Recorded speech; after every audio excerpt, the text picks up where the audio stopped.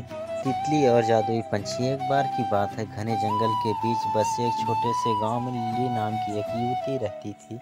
वह अपनी दयालुता और छोटे बड़े सभी प्राणियों के प्रति अपने प्रेम के लिए जानी जाती थी। उसने अपना अधिकांश समय जंगल में भटकने और उसके रहस्यों को जानने और प्रकृति की सुंदरता को निहारने में बिताया करती थी।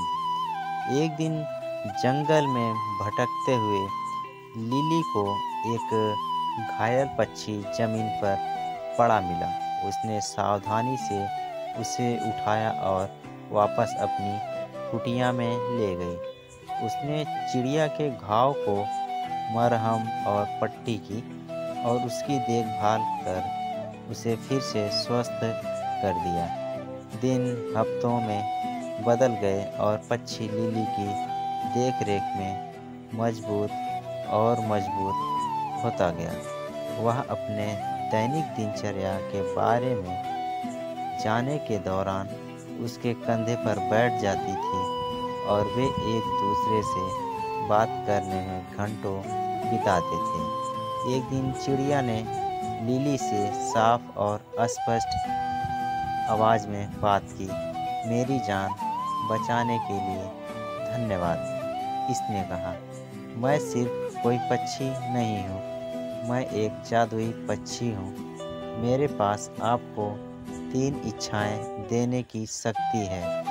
उनका बुद्धिमानी से उपयोग करें, क्योंकि एक बार उनका उपयोग किया जाता है तो उन्हें वापस नहीं लाया जा सकता है। लिली चकित और प्रसन्न थी। उसने लंबे समय तक और कठिन सोचा कि उसे क्या चाहिए। अंत में उसने अपनी पहली इच्छा की। मैं अपने गांव के लिए भरपूर फसल की कामना करती हूँ, ताकि कोई भी भूखा ना रहे। अगले ही दिन गांव के चारों ओर के खेत भरपूर फसल से लहलहा उठे। लिली की दयालुता के प्रति ग्रामीण चकित और आभारी थे।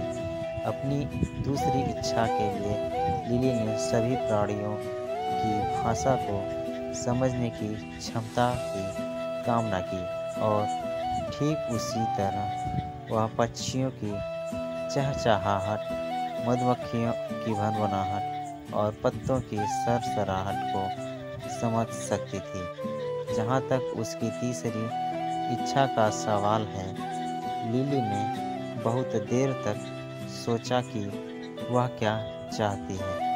अंत में उसने अपनी इच्छा व्यक्त की। मैं हमेशा प्यार और खुशी से घिरी रहना चाहती हूँ, और ऐसा ही था।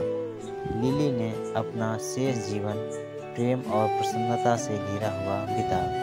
उसने जंगल का पता लगाना और ज़रूरतमंदों की मदद करना जारी रखा, और यद्यपि उसने कभी कोई दूसरी इच्छा नहीं की, वह जानती थी कि जादुई चिड़िया हमेशा उस पर नज़र रख रही थी, उसकी इच्छाओं को पूरा करने के लिए तैयार थी, अगर उसे उनकी आवश्यकता थी।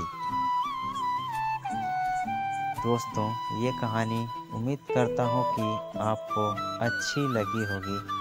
अच्छा लगे तो लाइक, कमेंट, शेयर, सब्सक्राइब ज़रूर कीजिए।